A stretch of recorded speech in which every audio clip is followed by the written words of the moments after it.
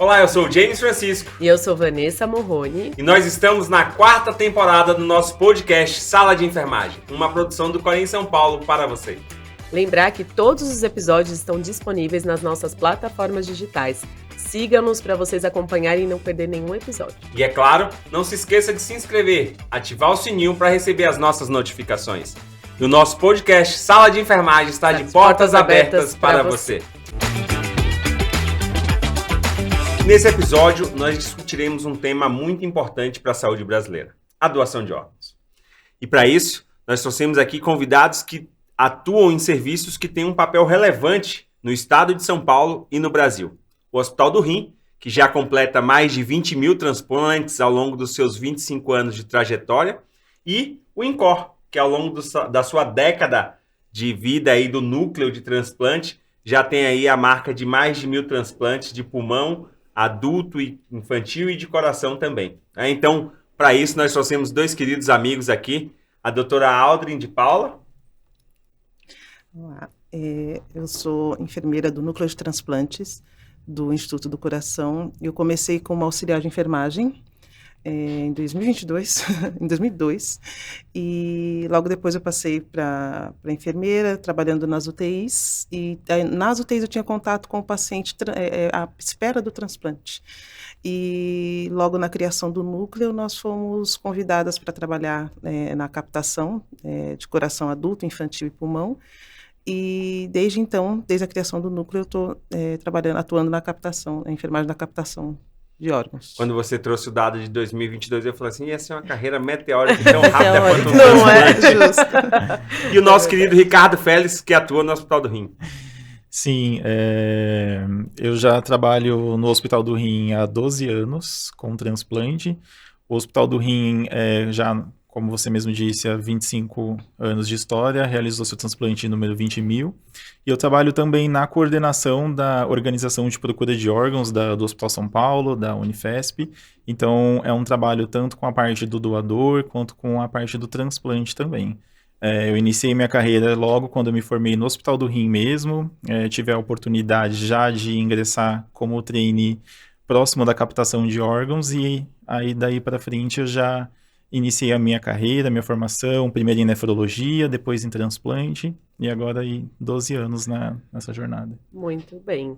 E olha, uma coisa, né, James, que nós que não somos da área de transplante, mas a gente acompanha aí nas mídias, enfim, todo o trabalho, eu queria que vocês falassem um pouquinho pra gente sobre qual a atribuição da enfermagem, desde o processo de captação, a parte do receptor e todo esse planejamento que eu sei que é bem complexo e que é importante também ressaltar que não é só o enfermeiro, né, que o técnico, o auxiliar participam aí desse processo. Aí eu queria que primeiro a Aldrin e depois o Ricardo, primeiras damas. Sim, com certeza. Na nossa parte, a gente tem o receptor que chega para a gente, né, com a necessidade de indicação de um transplante ou de pulmão ou de coração, e nós lá temos a enfermagem que acolhe esse paciente. Então a gente tem a enfermeira da assistência que acolhe esse paciente enquanto ele está na lista aguardando o transplante, e também no pós, que ela também vai acompanhar e dar as orientações, enfim. E depois que esse paciente é listado, e aí chega para nós, na nossa parte de captação, nós somos em 6 enfermeiras, que a gente fica 24/7, né, com o telefone, aguardando que surja um doador para a gente entrar em ação, né, digamos assim. Então, surgindo esse doador, a gente entra em contato com os hospitais, entra em contato com o Ricardo, o pessoal das procuras de órgão. Trocam figurinhas. Trocam figurinhas, eu falo que a gente começa os incômodos, né, incomodar o pessoal, para bater horário de captação. Que o tempo é muito curto, isso, que o tempo né? é curtinho, ver onde está o doador, se a gente pode ir até lá. Algumas vezes, nós do INCOR fazemos esse trabalho de, às vezes, ir até o local, se for uma distância razoável, ver como está esse doador. E juntar o máximo de informações que a gente pode e deixar para a equipe clínica, a equipe médica, né? Então, junto com eles a gente discute se esse doador for viável ou não para o nosso receptor, a gente dá o aceite para a nossa central de transplante e dali a gente começa a correr atrás da logística da captação, que a gente fala, né? Então... Vocês fazem... Vocês fazem interestadual, intermunicipal ou somente Isso, também, né? Porque o INCOR também, né, é um mundo. Isso, a gente consegue até... a gente vai interestadual, a gente vai muito na região centro-oeste, né? Centro-oeste, sudeste, no sul também, a gente só não consegue ainda norte e nordeste por conta do tempo de isquemia dos órgãos. Exato. Exatamente. E lá, Ricardo, como que é? O nosso trabalho lá no Hospital do Rim, na parte com foco na captação de órgãos, já é na outra ponta, né? Então, justamente na busca pelo potencial doador de órgãos. Então, o nosso serviço ele é responsável por atender uma demanda de aproximadamente 75 hospitais. É uma área de abrangência de aproximadamente 6 milhões de pessoas. Então, o nosso trabalho é ir atrás desse potencial doador. Então, o hospital ele notifica o nosso serviço quando tem um paciente que pode evoluir para uma morte cerebral. E aí a gente acompanha todo esse processo, desde a notificação. Então, a gente vai presencialmente lá no hospital, faz a avaliação desse paciente para saber se ele tem alguma contraindicação clínica ou não para ser um doador. E nisso a gente dá toda a orientação e suporte quanto ao protocolo de morte encefálica, né? Que é um diagnóstico médico, mas a gente consegue fazer tudo, orientar baseado na legislação. Os protocolos. Isso, exatamente. Então, quando esse protocolo ele é concluído, a gente agenda um horário com a família para poder fazer essa entrevista, esse acolhimento, e a gente falar sobre a possibilidade desse paciente ser ou não um doador de órgãos, né? Bom, nessa roda de conversa que eu sei que eu sou o que tenho mais experiência na área da enfermagem, né? São 24 anos trabalhando dentro da enfermagem, estive atuando ao longo dos últimos 21 anos diretamente na assistência, e minha área de atuação sempre foi pronto-socorro e terapia intensiva. Ou seja, eu lidava com o Ricardo na hora de indicar, né, esse paciente potencial doador e trabalhava com a Audrey justamente na questão da manutenção desse potencial doador, né, que são momentos distintos, mas extremamente importantes. E eu gostaria que vocês trouxessem um pouquinho da realidade da enfermagem hoje no estado de São Paulo, como ela se dá com essa questão de manter este doador, mas ao mesmo tempo de ter a importância de notificar precocemente, né, Ricardo? Esse doador que, nessa situação, nós lidamos contra o tempo, né? Quanto mais rápido a gente conseguir estabilizar o doente, identificar esse doente e dar a oportunidade do transplante. Sim, o papel do enfermeiro e da equipe de enfermagem é fundamental para que essa notificação aconteça e para que a manutenção do potencial doador também seja de forma efetiva. Porque a gente pode, nesse meio do processo, fazer com que o paciente, na situação de morte encefálica, ele evolua com uma parada cardiorrespiratória irreversível, e aí a gente acaba perdendo essa possibilidade dele se tornar um doador de órgão.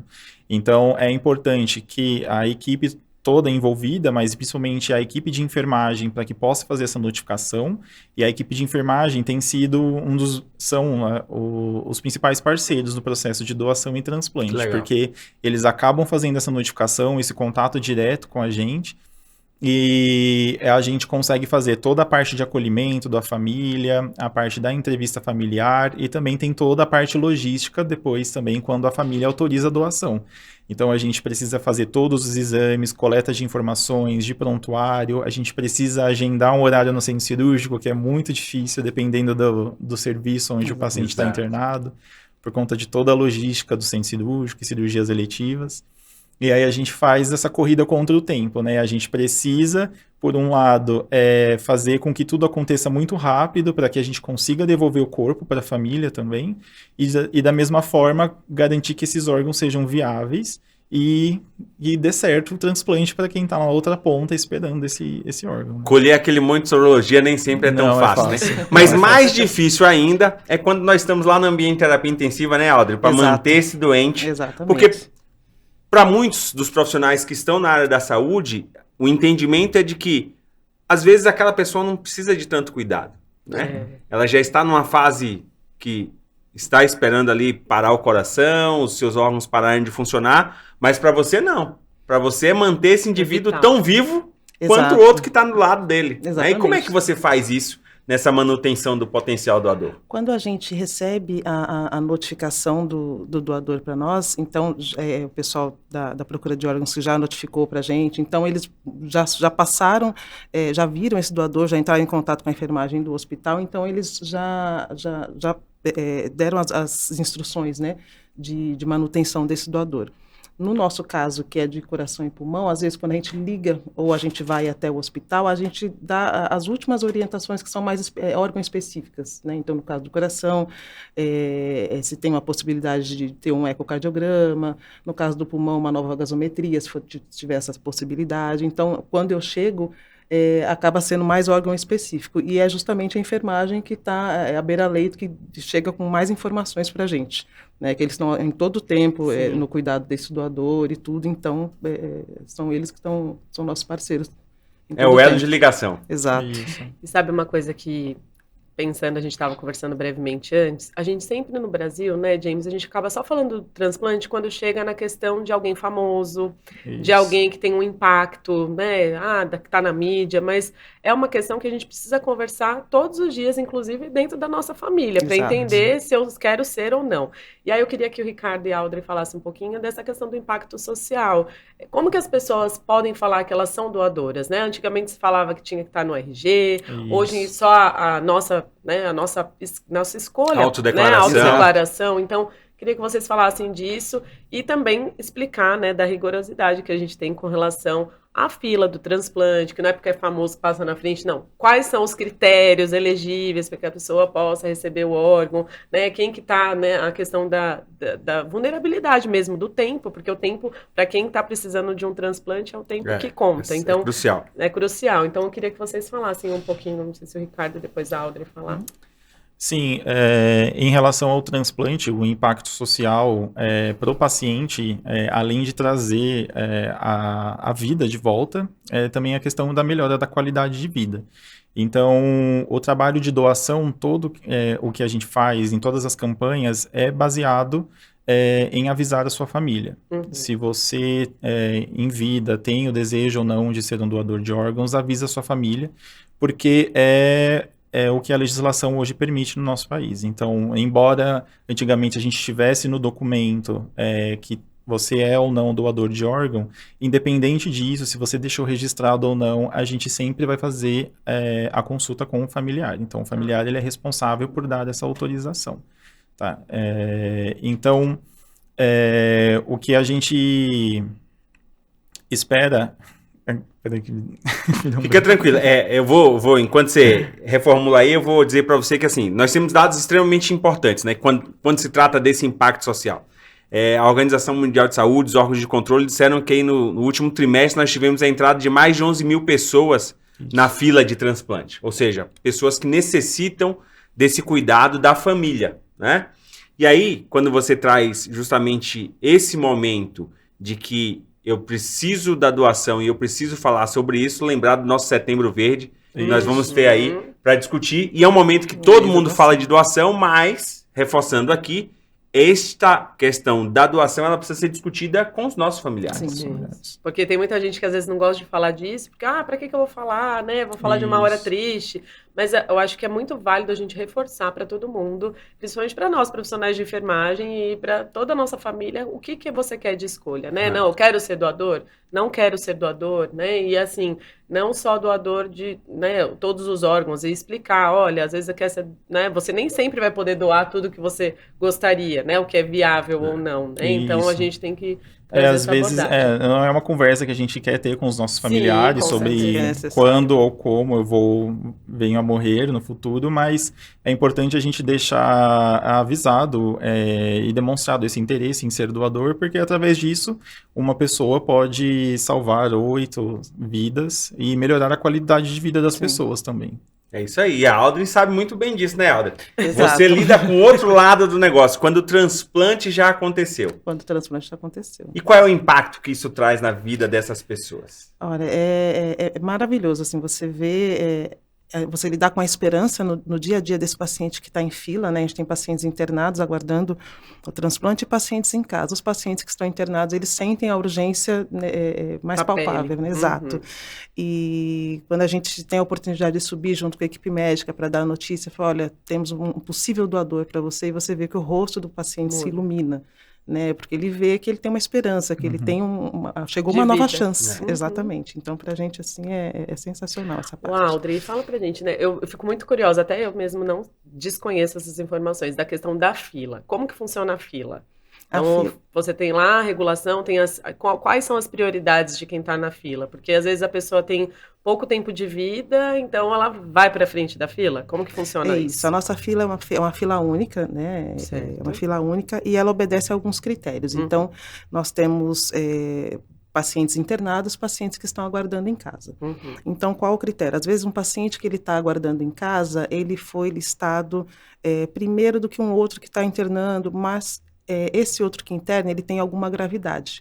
Então, ele vai passando na frente daquele que está em casa, porque ele não pode aguardar da mesma maneira que o outro está aguardando em casa. Então, a gente tem alguns critérios, por exemplo, uso de droga vasoativa, uso de algum dispositivo de assistência circulatória. Então, de acordo com a gravidade desse paciente, ele vai subindo de posição na fila. E se aí aparece um possível doador, é ele quem recebe. E isso, é ele quem recebe. E é importante a gente entender disso, né? Porque nós aqui temos dois cortes diferentes. Né? Isso. O Ricardo lida com um paciente que tem um método de tratamento que é muito usual na nossa realidade, que são os métodos de ultrafiltração, dialítica, né? Mais conhecida como hemodiálise, que leva esse indivíduo a ter uma sobrevida muito maior, né? E aguardar em casa. E a Audrey não. A gente assiste aí diversas reportagens na mídia nacional falando de pacientes que passaram muito tempo internados até que acontecesse o transplante, né? É justamente isso. O critério para transplante de coração, pulmão e fígado, ele é basicamente a gravidade do paciente, porque a gente não tem uma terapia que possa substituir a função desses órgãos, né? Então, a gente usa esses critérios, principalmente coração, pulmão. O fígado é também por questão de gravidade, aí então alguns exames que são inseridos pelas equipes transplantadores, mel de Kelge, eu lembro bem do meu tempo de terapia intensiva. Para o transplante de pâncreas é basicamente o tempo em fila do paciente mesmo, em listagem. E para o transplante de rim, a diferença é que, como a gente tem um tempo maior para conseguir fazer o transplante, porque a isquemia fria, que é o que a gente chama de tempo para o transplante, pode ser de 36 até 48 horas a gente transplantar um rim, então a gente usa o critério da compatibilidade genética. Então, muita gente em casa às vezes pode ter dúvida de, tem um paciente que está dialisando há 3 meses e eu que dialiso há 9 anos nunca transplantei, ou nunca nem fui chamado. E a gente explica isso para os pacientes, porque às vezes a questão, a compatibilidade genética do doador, ela saiu para esse paciente primeiro, e essa compatibilidade que vai trazer um melhor resultado para o transplante depois. Então tem toda essa diferença. Uma coisa que eu ia perguntar para o Ricardo, a questão do doador vivo, né, para o doador, no caso, para o receptor, né, no doador de rim, também pode acontecer, também é uma possibilidade. Sim, é possível que aconteça o transplante intervivos. Hoje, com o passar do tempo, a gente acabou invertendo a curva, então a gente faz mais transplante com doador falecido do que doador vivo. Cerca de 85% são com doadores falecidos. Então, em alguns casos, é feito dessa forma, quando o paciente, o familiar, em um parentesco de até 4º grau, pode fazer essa doação. E as vantagens do transplante intervivos é que basicamente o resultado do transplante em algumas situações pode ir um pouco melhor por conta desse tempo que a gente tem. Porque quando a gente tem o doador intervivo, a gente retira o órgão naquele momento e já automaticamente, no mesmo tempo cirúrgico, já faz o transplante. Agora, com o doador falecido, a gente retira do doador, aí coloca a solução de preservação, depois ele vai para o gelo aguardar os exames de compatibilidade. Então, esse tempo de gelo acaba que demora um pouquinho para funcionar o rim quando ele é transplantado no receptor depois. O Ricardo trouxe a questão da isquemia fria, Audrey, que pode se levar até 36 horas para fazer esse transplante, né? Isso. Então isso permite que você faça essa compatibilidade genética. E no coração, como é que isso acontece? No coração a gente tem 4 horas de isquemia no coração e do pulmão entre 6 e 7 horas. Então a gente, isso interfere muito na questão da logística, né? Quando a gente vai fazer captações intermunicipais, interestaduais. Então a gente sempre se baseia na distância, no tempo de deslocamento que a gente tem para fazer essa captação, para estar dentro dessas 4 horas de isquemia no caso do coração e 6 horas no caso do pulmão. Isso mostra justamente a importância que cada um dos serviços de vocês tem, né? Isso. Como eu disse, são 25 anos de transplante renal, com mais de 20 mil transplantes realizados. Aqui são 10 anos de transplante do núcleo, do INCOR, né? Falando especificamente do INCOR, com 1.000 transplantes realizados. Ou seja, isso mostra a diferença que nós temos de particularidade em cada um dos órgãos. Como o Ricardo disse, são 8 pessoas que podem ser salvas, mas cada um tem a sua particularidade e o serviço faz toda essa diferença. E nesse cenário, quando a gente olha a importância de cada um dos serviços, são mais de 62 mil pessoas hoje na fila de transplante. Né? Isso faz com que a gente tenha uma discussão cada vez maior na sociedade brasileira, que as campanhas sejam muito mais efetivas. E é claro, a gente não quer de maneira nenhuma que alguém chegue na questão de ficar com morte cerebral no ambiente hospitalar, mas se ela acontecer, as famílias precisam estar preparadas. Eu vejo que o papel de vocês hoje, neste cenário de assistência ao doador, ele é fundamental. Mas ainda queria tocar num outro ponto extremamente importante, né? As nossas distribuições geográficas, como o Aldrin disse, são difíceis, né? No Brasil, se a gente pensar em São Paulo, transplante é tráfego dependente, né? Exato. Como é que vocês atuam nessa situação de remoção do órgão e levada até a unidade onde vai ser transplantado a esse doente vivo? No exemplo do nosso serviço, a gente tem uma área de abrangência onde a gente pega toda a Zona Sul da capital, ABC, Taboão da Serra, e a gente atende também todo o litoral.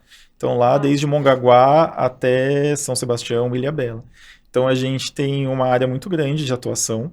E quando a gente tem um doador, por exemplo, potencial para coração e pulmão nessas regiões, é um pouco desafiador, porque além de a gente fazer a logística para acontecer a cirurgia, em algumas vezes a gente precisa ficar indo atrás de pontos para pouso de helicóptero. Exato. Eu ia perguntar. Então acaba que é uma das nossas funções também. Já tive diversas vezes, assim, em final de semana, que a gente tinha doador no litoral e a gente precisava ligar nos campos de futebol para poder eles permitirem que a gente usasse o espaço para pousar o helicóptero. Então, é um desafio, realmente, para a gente conseguir fazer. Quanto tempo, mais ou menos, uma estimativa? Da hora que ligam até a hora de você chegar e até o doador? O prazo máximo de tempo para poder receber?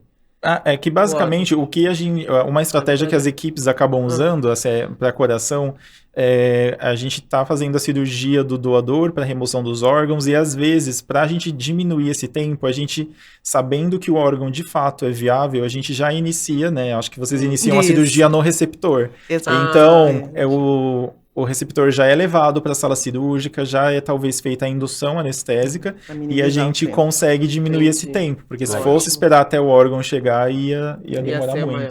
No momento que que as equipes estão avaliando, então, a partir do momento que eles falam que o órgão é viável, é exatamente isso. O doador já está em sala e já começa a cirurgia. Então, a hora que eles dão um ok aqui, é a hora que eles iniciam a retirada de fato. E tem que ser tudo muito orquestrado, né?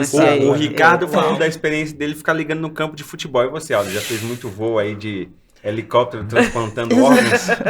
A gente tem a experiência de pedir, de entrar em contato com a central e solicitar, às vezes, o apoio da FAB, o apoio da polícia. Falar do Águia. Exato, da polícia que faz esse transplante. Essa parte mais rodoviária também. Exato, esse deslocamento, né, do litoral, por exemplo, até o nosso hospital. Então, a gente fica intermediando esse contato com as equipes, que a equipe está em campo, né? Então, ou a gente conversa direto com eles, ou então o pessoal da polícia entra em contato direto com eles. É um trabalho totalmente interdisciplinar, né? Exato. De muitas mãos. O nosso trabalho, basicamente, ele se conecta porque a gente faz a busca ativa do doador, a gente conversa com a família e a família autorizando, a gente passa esse dado para a Secretaria de Saúde e a Secretaria de Saúde que é a responsável, o órgão responsável para poder fazer a distribuição dos órgãos.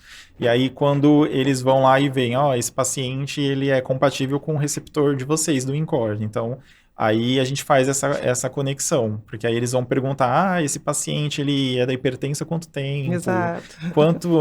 Quanto que ele fumava? Então, a gente começa a ter essa troca. Não tem a possibilidade de fazer um eco, repetir uma gasometria, e aí a gente começa a ver o que é possível fazer para ajudar a viabilizar esse transplante. Bacana. Muito legal. Você sendo do Hospital do Rim, Aldrin, do INCOR, já devem ter trocado muitas figurinhas, mas se conheciam pessoalmente. Sim, não. Não, a gente Olha não se só. conhecia pessoalmente. Que bom. Então é sinal de que o nosso podcast aproxima pessoas. Aproxima pessoas, é. Que legal. A gente tem muito contato com as equipes transplantadoras de fígado e multi, né? Porque vai todo mundo ao mesmo tempo pro centro cirúrgico para exato. fazer a cirurgia. Então, às vezes a gente conhece muita gente lá no campo mesmo, mas nesse contato por telefone às vezes fica... São muitas mãos para dar certo. É isso aí. Muitas mãos, É sinal de que a nossa exatamente. enfermagem realmente transpõe barreiras, transpõe Sem dificuldades, fronteiras. mas sempre presta a melhor qualidade, com excelência, né, com segurança, fazendo a diferença. Bom, Sim.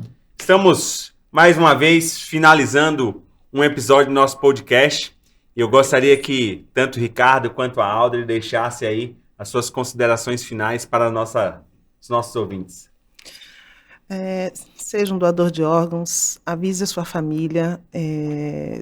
Nós temos muitas pessoas em fila, então se toda a sua família estiver ciente, é muito mais fácil no momento de dor de tomar uma decisão. Muito bem. Isso, exatamente. Eu acho que nem o nosso trabalho não existiria se não fosse essa questão da doação de órgãos, das famílias que se conscientizam, das pessoas que se conscientizam e avisam seus familiares. Então, eu acredito que todo o nosso esforço é voltado para isso, para a doação de órgãos, para esclarecer as famílias e a população no geral de como funciona o sistema, para que elas tenham segurança e saibam que, de fato, esse sistema é seguro e que realizem a doação para que a gente consiga continuar transformando a vida das pessoas que estão precisando. Que bom. Muito bom. Eu queria agradecer, então, mais uma vez e convidar vocês a seguirem, né, o Sala de Enfermagem em todas as mídias sociais e que vocês voltem mais vezes e que a gente possa aprender mais e mais, né, É gente? claro. E não se esqueçam, em setembro, o nosso Setembro Verde, vamos discutir doação de órgãos, vamos falar sobre doação, conscientizar mais pessoas, porque isso faz toda a diferença para a saúde brasileira. E aqui, deixar em nome do Corém São Paulo, do nosso presidente Sérgio Cleto, um abraço a Ricardo, a Audrey, levem também um abraço à doutora Valéria, à doutora Jurema, que tem feito um papel excepcional à frente desses serviços de enfermagem, tanto do Hospital do Rim quanto do INCOR, né? Fazendo a diferença para a enfermagem paulista, para a enfermagem nacional, através da experiência de vocês. E é claro, para você, não se esqueça, acesse as nossas redes sociais, se inscreva, acione o sininho para você ser, cada vez que ter uma novidade do Corém São Paulo, ser notificado. Porque o nosso Sala de Enfermagem está sempre de portas abertas para você.